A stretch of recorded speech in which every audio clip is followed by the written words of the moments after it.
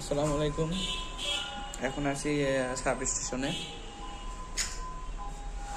আপনাদেরকে জেনারেটর দেখাচ্ছি।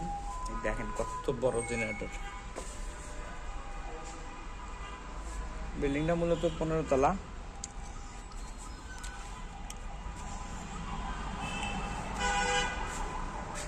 দেখেন কত বড় জেনারেটর।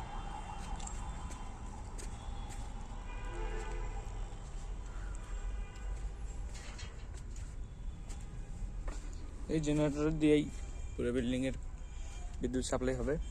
ওইদিকে সাব স্টেশন। সিভিল ইঞ্জিনিয়ার হয়ে সবকিছু জানা জরুরি, এই জন্য কৌতূহলটা এসবে অনেক বেশি আমার ছোটবেলা থেকেই। তবে ইলেকট্রিক্যাল নিয়ে পড়লে ভালো হইতো। সমস্যা নেই, অনেক কিছু শিখতেছি। ধন্যবাদ।